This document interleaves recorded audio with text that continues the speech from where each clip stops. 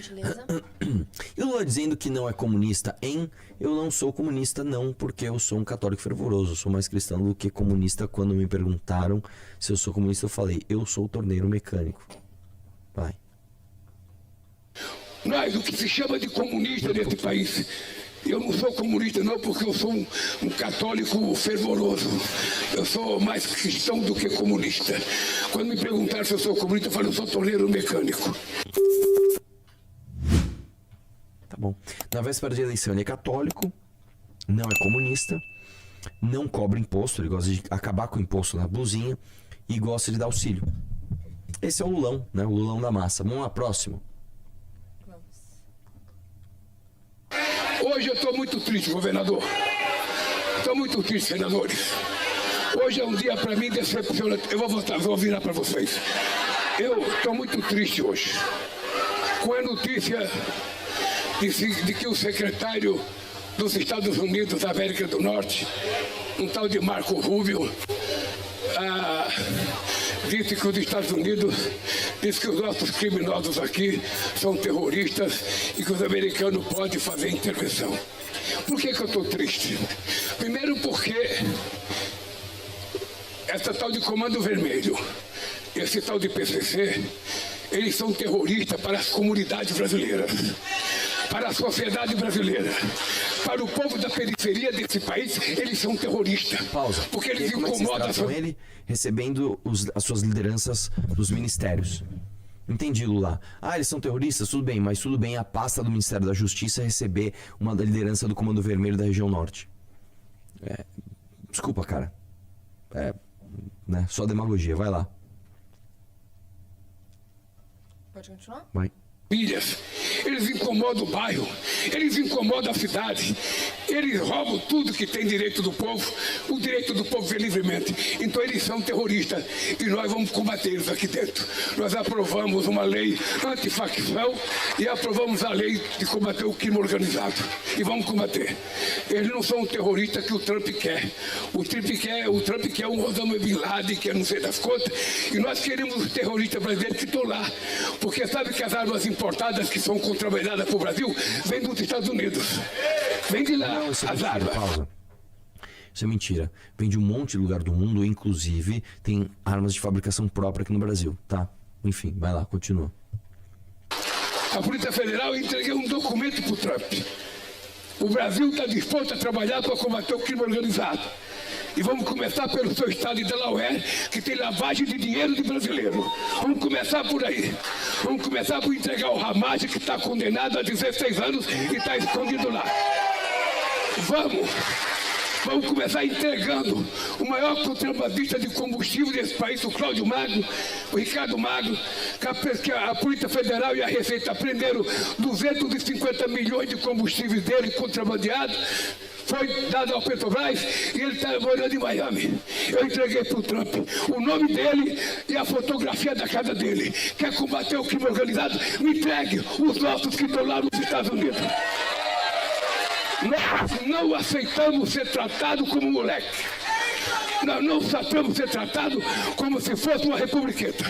Eu tive 3 horas com o presidente Trump. 3 horas com ele. Entreguei 4 documentos para eles. Um deles era o combate ao crime organizado. O seu Marco Rubio não estava lá. Possivelmente porque ele estivesse preparado para ajudar um filho de um bolsonarista que é candidato à eleição aqui nesse país, que não tem vergonha na cara de trair a nossa pátria, de nos Estados Unidos pedir intervenção americana no Brasil. Pausa aqui, vamos lá.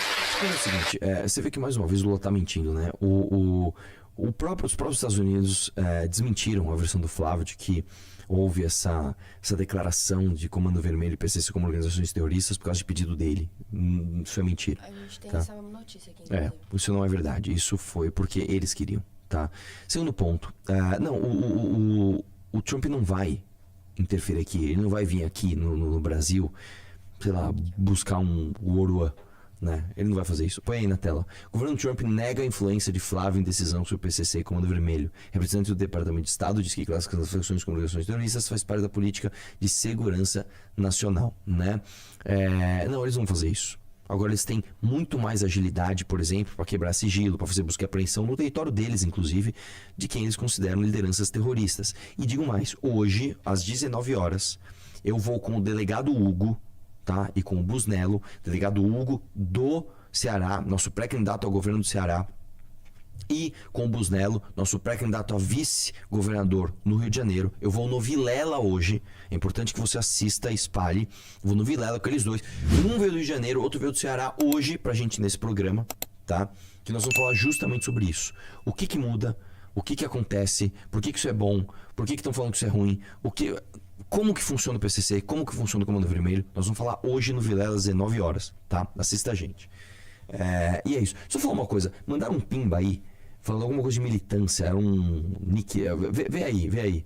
É ruim o pimba? Depois a gente lê. Depois a gente vê. Não, porque a galera ficou no chat comentando. Perguntaram o quê? E eu vi esse Colder Rain falando de militância. Só segue o jogo. Vamos lá. Então a gente já Acabou o vídeo? Você quer terminar de ver o vídeo? Muito triste decepcionado. Não, próximo. Deixa eu ver. O que é o próximo? Tá. Lula... Essa matéria eu vou ler junto com você, porque... Vai ler direitinho? Vou, porque essa daqui eu também preciso estudar sobre esse tema e não vi com calma ainda. Então nós vamos ver ao vivo agora. Lula 3 e Congresso deixam herança de quase 1 trilhão na conta de luz. Ministério questiona cálculo e afirma ser indispensável considerar benefícios das políticas públicas implementadas pelo atual governo. Frente Nacional de Consumidores diz que setor de energia está uma desordem e alta dos custos mostra urgência na reforma do modelo. Vamos lá, desce um pouquinho. Levantamento da Frente Nacional dos Consumidores de Energia contabiliza que... eu gosto disso. Levantamento da Frente Nacional dos Consumidores de Energia. Tipo... todos. na Frente Nacional dos Bebedores de Água. Porra! Né? E eu que sou da Frente Nacional dos Respiradores de Ar Atmosférico. Puta que pariu, viu? Contabiliza que o terceiro mandato de Luiz Inácio Lula da Silva e a atual legislatura do Congresso Nacional criaram uma despesa extra na conta de luz na ordem de 985 bilhões até 2050, ou seja, quase 1 trilhão em novos custos para a tarifa de energia elétrica está contratado e vai entrar ao longo do tempo, sem considerar as demais despesas que naturalmente aparecem todos os anos, como ajustes tarifários, correção da inflação, efeitos das bandeiras. Desce aí. O valor equivale a 6 vezes o orçamento anual do Bolsa Família, ou 5 vezes o orçamento do Minha Casa Minha Vida. Se o montante fosse compartilhado, seria possível dar quase 3 salários mínimos para cada um dos 213 milhões de habitantes do país. Os gastos incluem despesas não previstas no Tratado de Itaipu, prorrogação de benefícios e incentivos a projetos renováveis e contratação de fontes para suprir a falta de geração em períodos do dia. O Ministério de Minas e Energia afirmou que considera inadequada e superficial a metodologia utilizada para atribuir de forma agregada supostos custos extras às políticas públicas adotadas no setor elétrico brasileiro. Não tá muito clara essa matéria, né? Mas vamos lá, desce aí um pouquinho. Essa leva de custos vai escalar uma tendência já autista. Já autista? Eu acho que era já uma tendência... Já autista. Vamos lá. Em janeiro de 2023, a conta de luz de uma família de classe média de São Paulo consumisse cerca de 200 kWh por mês, gastava R$ 185 com energia. Em maio desse ano, o custo com o mesmo consumo havia subido para 220 por mês, um aumento de 18%. Tá? A inflação do período foi de 16%. O que foi? Autista é um termo no mercado financeiro para descrever a atitude de um investidor que está otimista em relação ao desempenho de um ativo. Gostou? Vamos lá, desce aí. Apesar de o país estar com excesso de geração renovável e barata, no ano passado a energia elétrica residencial foi o item individual de maior impacto sobre o PCA, inflação oficial. O setor está uma desordem, como falta arcabouço para todas as mudanças que estão transformando na área da energia. Ora o governo, ora o Congresso, às vezes os dois juntos fazem ações desconexas para atender demandas desse ou daquele setor. O resultado é esse, diz o presidente da frente, Luiz Eduardo Barata. A prioridade, seja quem ganha, é reformar o setor de energia. A frente não está sozinha, O setor elétrico foi uma fábrica de penduricalhos sem sentido. É um modelo que penaliza o país, dá benefícios a um conjunto de parasitas. Desce aí um pouquinho. O risco das soluções pontuais e o tamanho do problema estrutural estão bem retratados em um evento recente, a crise gerada pelo leilão da reserva de capacidade na forma de potência, mais conhecido como a sigla LRCAP. A forma como o MME, o Ministério de Minas e Energia, conduziu o certame acabou gerando um custo de 500 bilhões na conta de luz, mais da metade da mega despesa já contratada. Aqui cabe uma explicação sobre o contexto da necessidade desse tipo de leilão. É isso aqui, vamos lá. Grosso modo, os leilões tradicionais com hidrelétricas e térmicas comercializavam energia. A garantia de fornecimento fazia parte do pacote. Tá foda. Com o avanço nas fontes renováveis, solar e eólica, prevalece a venda de energia, mas essas fontes não conseguem garantir a entrega de qualquer momento porque são intermitentes. Vento vai e vem, sol também. O cenário se complicou com o crescimento das placas solares no telhado. O Brasil tem uma grande rede de abastecimento que é controlada pela ONS. Ele determina o que fica ligado e desligado para manter oferta e demanda alinhadas, pois tanto a falta quanto o excesso provocam apagões. A ONS controla parques solares e eólicos, porém não tem acesso ao fluxo do topo das residências. As placas inundam o sistema com um volume crescente de energia. A geração distribuída tinha 26 gigawatts. No ano passado já tem 45. Para equilibrar, a ONS vai cortando usinas que estão sob seu controle. Em inglês, amplia o curtailment. Em 23,3% da estado. Deixa eu ver se eu entendi isso. O que eles estão dizendo é o seguinte: você precisa de uma gestão muito precisa da energia, porque excesso de energia na rede é problema, falta de energia na rede é problema. Então, se você começa a construir parques eólicos e parques solares que entram na rede de distribuição de energia elétrica, tanto quanto as termos e as hidrelétricas, você começa a ter sazonalidades. Então, por exemplo, hoje tá meio-dia, tá um sol de rachar, os painéis solares estão, despejando energia na rede. Isso tá ruim, isso não é bom. Você tá aí com o vento, bombando, tá jogando energia pra caramba eólica na rede, isso também não é bom. Hoje tá sem sol e sem vento. Está faltando esse tipo de energia na rede. As termoelétricas e hidrelétricas têm que trabalhar muito. Isso também não é bom. E o controle disso não está sendo feito da forma correta. Eu vou te dizer o meu palpite, tá? Eu tô falando de orelhada. Provavelmente, de forma ideológica, os caras vão criando metas. Vamos criar a meta de ter tantos por cento de energia renovável eólica aqui. Vamos ter tantos por cento de painel energia elétrica aqui, sem entender a realidade do setor. Provavelmente é isso, tá? Provavelmente é isso. O final do dia também virou um momento crítico. O pôr do sol suspende a oferta de energia solar, exatamente quando as pessoas chegam em casa, ligam a luz, acionam aparelhos e tomam banho no chuveiro elétrico. Esse momento é chamado de horário de ponta. É preciso entrar com outro fornecimento rapidamente para manter o equilíbrio oferta e demanda. O governo não conseguiu mexer na estrutura de enrosco, que tende a piorar. Tudo isso Por tudo isso, o LRCAP é considerado fundamental para manter a segurança do sistema. Ele compra a garantia de entrega. Ah, entendi. Ele chega para a hidrelétrica e fala: hidrelétrica, é o seguinte, eu tô contratando você para você ficar à disposição. Se eu precisar, você vai entregar. E se não precisar, você não vai entregar, porque não pode ter sobrecarga de energia na rede. É isso, entendi.